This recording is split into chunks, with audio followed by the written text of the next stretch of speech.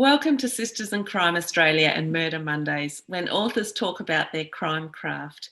I'm Karina Kilmore, a debut crime writer, a journalist and a national convener for Sisters in Crime, and we've been celebrating women's crime writing since 1991. Before I introduce Robin Bowles, I'd like to acknowledge the traditional owners of country throughout Australia and recognise their continuing connection to land, waters and culture. We pay our respects to their elders past and present. Robin, thank you for being with us. My pleasure. We've got an extra guest here. This is Chewy. Hello, Chewy. She's on my lap because she's very naughty, so I'm keeping her so she doesn't bark. Good place for naughty ones. Before you took up a life of crime, you were a nurse and a public relations consultant.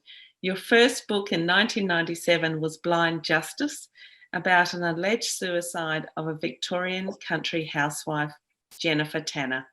Very well-known name.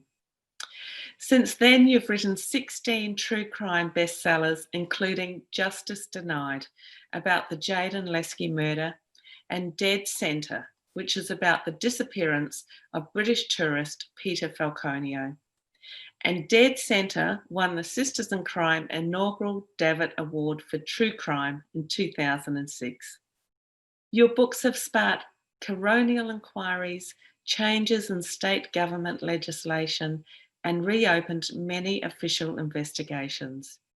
You also have a diploma as a private agent, and you are often given the recognition of being Australia's true crime queen.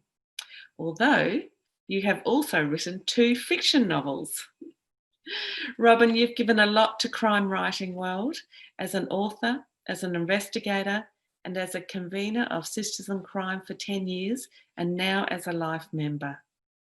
Before we get to the questions, can you please give us your elevator pitch for Dead Centre, which has just been updated and republished? I'm just, as you do, holding up the latest copy of Dead Centre. It's actually an English publisher this year. It's the first time that it's been published overseas because the story is of ongoing interest, of course, to people in the UK. So it's basically the story of the missing backpacker, Peter Falconio. I always say he's missing because there's no body and he's never been shown to have been murdered, but it's pretty likely he was. And the story of how Bradley John Murdoch was tried and convicted and got 28 years for the murder with no body, no murder weapon, no cause of death, no witness except for one person. And that was very dodgy. And no confession and no forensic evidence.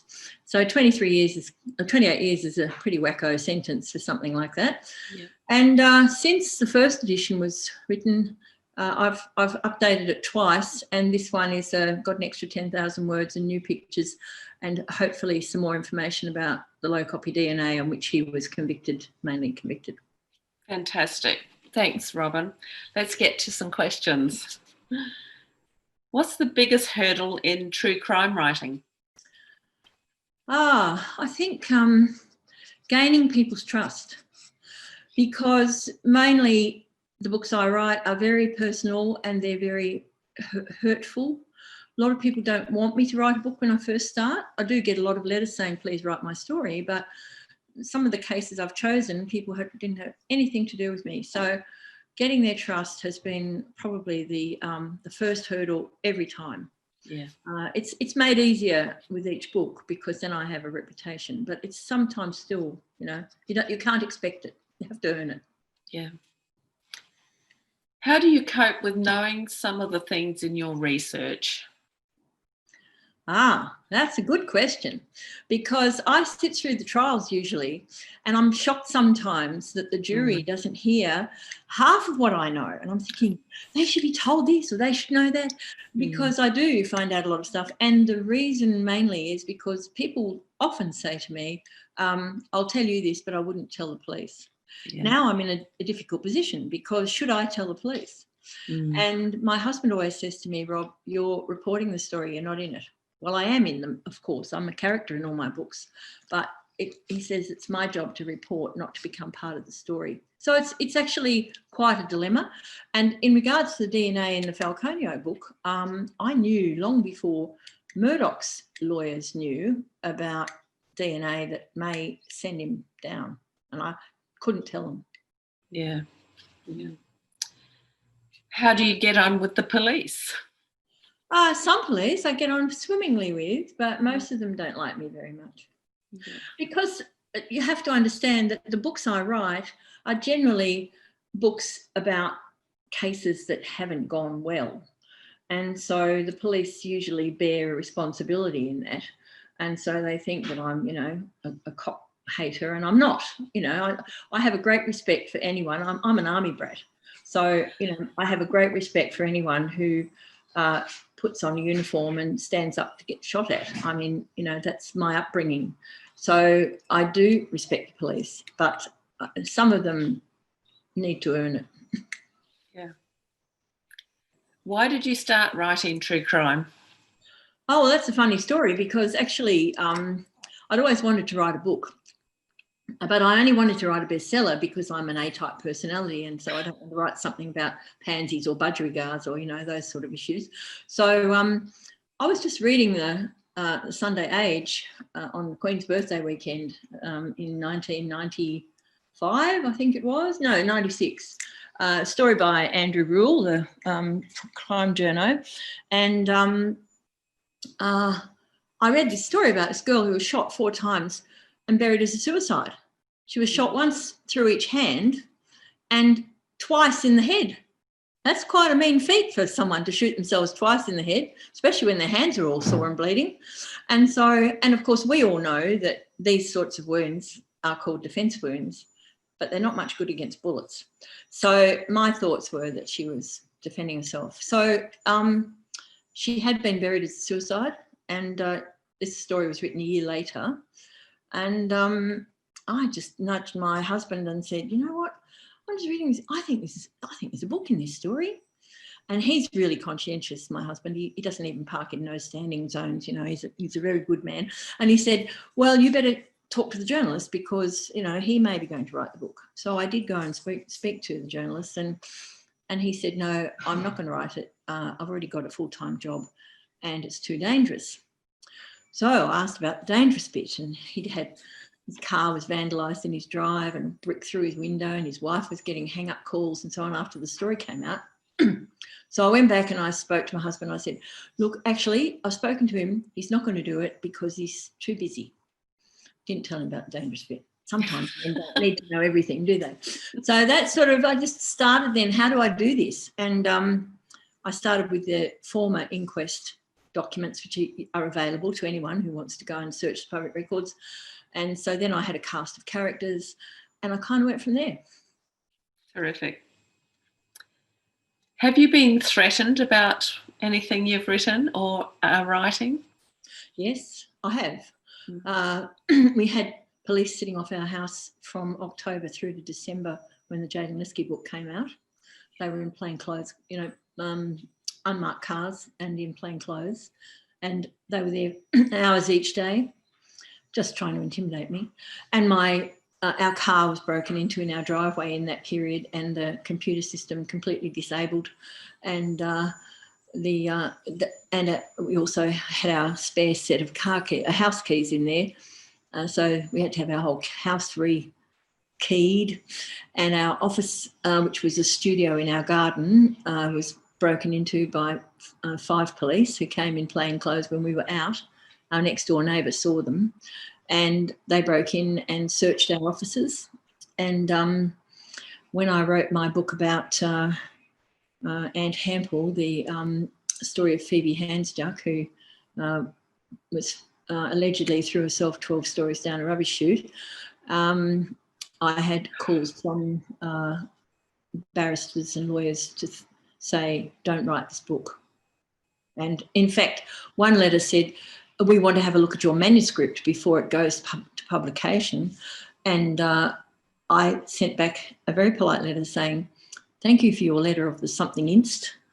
As you may be aware, No, I have to decline, as once a writer signs a contract with a publisher, the manuscript becomes the publisher's property.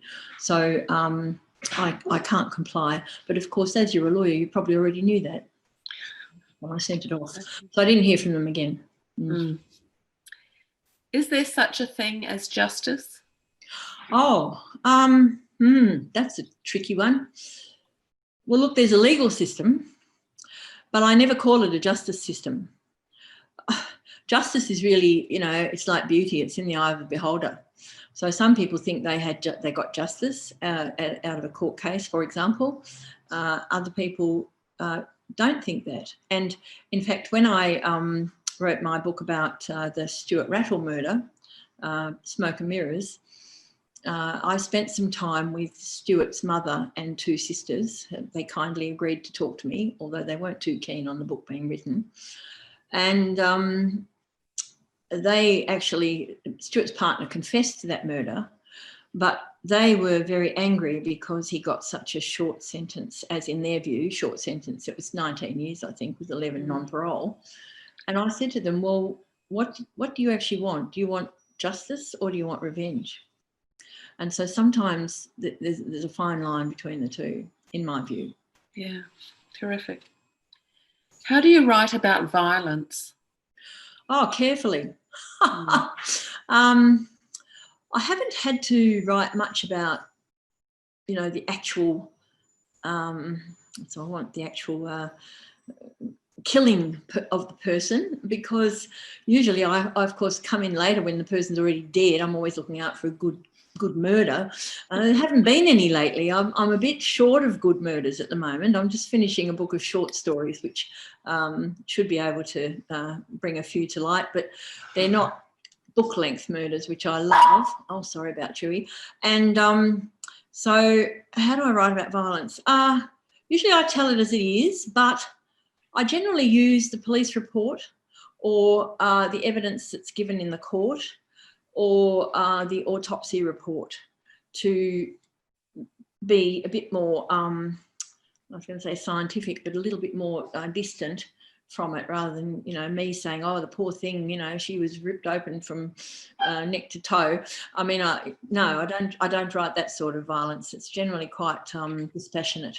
Yeah. I'm an ex-nurse, so I can write about those things quite easily. I've done a lot of reports on dead people. Yeah. Yeah. How many drafts do you write before handing it in? One. Fantastic. But I write it, and then I read it for typos. So I tidy it up and it goes in. I don't muck around with it. Because, look, I saw Gabrielle Lord talking to Sisters in Crime one night, and she said she does 16 drafts. Like, oh, my Godfather, I'd be so sick of that book by the end, I wouldn't even want it published. So, no, I do one draft and then it goes. And usually I have a very good editor, Jenny Lee, and she's been editing most of my books all my career, although she's retired now. And, she and I work well together. And when I did the Jenny Tanner book, I'll quickly tell you this, it was my baby, of course. When you do your first book, it's, you love it. You just carefully make it work. And when I say I do one draft, I must correct that slightly. I do 3,000 words a day. That's my work requirement when I sit at my desk. And that can take 6 hours or 3, depending on, how good I'm going, how well I'm going. But then what I do the next day when I sit down is I read those 3,000 words and I tidy them up, and then I keep going. And that gets me in the mood, and it also tidies up. So I do kind of one edit as I go. Yeah. So I thought this was a perfect book, I put my heart and soul into it. And then Jenny started on it. And she took this chapter and put it over there, and she took all my lovely descriptive stuff out, and she was saying, but oh my God, Jenny, I took ages to write those few pages, they were my being creative. And she'd say, save it for your poetry book. So we started up with something called the cuts file. And so she put all these cuts in that file, and she said, one day when you're old and retired, you can have the cuts file and you can try and make something out of it. So a lot of stuff went in the cuts file. So one afternoon, we'd been working for hours on a Sunday afternoon in her basement. She was smoking like mad. She doesn't smoke anymore, but she was chain smoking. I was feeling exhausted. And we walked outside and I got in my car, and she's very sensitive. And she said, "Are you okay, Robin?" And I just, because of the window down, I said, no, I'm not okay. You're just ruining my beautiful book, and it's not my book anymore. No. And then suddenly it started to pour with rain. So Jenny's outside in the pouring rain. I'm in the car, banging the steering wheel, sobbing my heart out. And she put her arm around my shoulder and she said, "Now don't worry, just let it all out. This is called separation anxiety. And once you've got this out, we'll get on famously." And we did. And I always tell my students when I'm teaching, the editor is your best friend. Terrific. What's your writing routine then? Well, when I'm writing a book, I usually do the research first, although now with Dr. Google, it's so much easier to, if you haven't done your homework in something, you can hop online. But in the early days, we had none of that, no internet or anything, barely had mobile phones, but they certainly didn't work in the outback. So I've done most of the research. I've collected the documentation. I've sat through the trial. I've done the interviews. I usually interview about 150 people for each book, round about that. And then I just, as I said, I get up in the morning, I have a shower, go to work, 9 o'clock, try to be at my desk, and I just work until I've done 3,000 words. Sometimes I do more. When I was doing the Jaidyn book, one day I did 9,000 words. I couldn't stop. Wow. I was just on a roll. So, but that was my biggest output. So then the next morning when I get up, as I said, I review yesterday and keep going, another 3,000. So, yeah. And I do that till I finish, and I view it as a job. Yep. What triggers you to write about a particular crime? The complexity of it, usually, the layers, personal, the personality layers, and also, has it been properly investigated? Are there any doubts? And the characters as well. I mean, who could resist a beautiful model being allegedly throwing herself down 12 stories of a rubbish chute when, excuse me, you can barely fit a bag of rubbish down some of them. So, that was, and she was, living with the son of a very high profile judge and stepson of his wife. And so, I thought, whoa, this is an interesting story. And so, yeah, usually, and Stuart Rattle, of course, he was well known in the community, and I actually knew him myself. And so then we had a confession in that case, which is unusual. So then I got to know Michael, went out to see him in prison.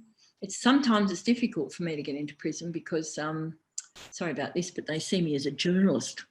I won't be offended. None of those horrible people are allowed in the prison. So I've had to persuade several prison governors that, I'm nothing to do with journalism. I've never, I used to write newspaper columns, but I don't tell them that. So I managed to usually get in, and the prisoner puts me on their list, and so I have to be on their list. But that's sometimes quite difficult. I spent 60 hours with Bradley John Murdoch in prison over 2 years. Wow. I visited him every weekend. And Michael, I've been to visit him many times. Most of the people that in fact, I've interviewed every perpetrator in every book except one. And there's a guy called Jeffrey Gillum who allegedly killed his mother and father and brother and then set fire to the house they were living in. And he confessed to the murder of his brother, but denied the murder of his parents. So he got a rap over the knuckles for the brother. Excuse me, Chewy, stop it. He got a rap over the knuckles for the brother murder. And for 11 years, he wandered around free until his father's brother managed to persuade the police to have another look. Anyway, I sat through his trial. If I were on the jury, I would have convicted him, and they did. And he got 3 life sentences. And as we walked out of the court, the policeman who had investigated the case, I was collaborating with them in this case, so they were nice police. He he said, oh, I'm going to ring Jeffrey up and say, don't sweat over the sentences, Jeffrey, just do as much as you can, double life. And anyway, his wife persisted in trying to clear his name, and she was able to get an appeal up. And after 3 years, he walked out of prison on that appeal, and he went home to his little kids. And people kept sending me emails saying, what do you think? What do you think? And I say, well, I think what's happened is 3 little girls have got their father back. So, you know, but he didn't talk to me. That's the reason I'm telling you that story. But all the others, they're quite happy to chat to me for some reason. I must look like a little old lady that's very interested in their story. Not quite Miss Marple, but like that. I have been compared to Miss Marple. Who are your writing inspirations? Oh, well, my first one was Anne Rule. I read her long before I started writing books, and it wasn't in my mind. I always want to write a book about like Anne Rule, but I thought her books were very interesting. She had a major advantage over me that she was a former police officer. So she had access to a lot of police files as opposed to me with I get access to the defence files or whatever they give me. Yes. You know, either way, she had access. And I thought, I read a book she wrote called The Stranger Beside Me, which ended up being about Ted Bundy. And that was a really amazing book. Who else do I like? There's no one really that I try to copy. The style, my style of what do they call it? I forget now. It'll come back to me in a minute. Is along the lines of In Cold Blood. So it's actually it's a non-fiction narrative. So it's written as a novel really, and I'm a character in it, which was my first publisher actually said. I was sitting up in Ellie Beach and writing this book, took a year off, excuse me, shall we stop? And struggling away, just putting it on paper. And so I'd send her drafts and she'd say, it's good, but there should be more you in it, more you. I said, what do you want me in? It's Jenny's story. And she said, look, your story is important because here you are, you're a general manager of your own public relations company. You're earning $1,000 a day. You've been running your company for 16 years and suddenly you close your company down and you go away and you write a book about a girl you've never even heard of. She said, that's an interesting story. So she said, put more you. And she said, my advice to you is take your reader by the hand and take them on your journey. Now, that worked really well for me because I just tell the story. And so I'm in all my books and, I talk about some of the dangerous things I do. Sometimes I do some stupid things, really. And I just put it all in the book. Yeah. And our last question for today, how would you get away with murder? Oh, no wonder you didn't give me any warning of that. How would I get away with murder? Well, I do know how I could get away with murder, but you'd have to, perhaps that's not a good one. But if you can give someone a dose of ricin, that's a good way to get rid of someone because it metabolizes very quickly, and by the time they do an autopsy, they usually don't find it. But you've got to be in the position of A, obtaining the ricin, and then B, administering it, and you probably have to do that orally to get away with it. I think the main way you get away with murder always is get someone else to do the murder because then you're not connected to that person. So the best one I've ever heard actually is two couples, two blokes who each wanted their wives murdered. And the blokes knew each other, not very well. They knew each other from the pub, I think. So they agreed that each of them would murder the other person's wife. And the police had no leads because being murdered by a stranger is very rare. About 80% of murders are between people who know each other, and more than 80% are between husband and wife or someone that close. Yeah. So, getting away with murder, kill someone you don't know, and to do that you need a third party or a very good rifle. Oh, that's terrific. Robin, thank you for being with us today on Murder Mondays. It's been my pleasure. Thank you for inviting me.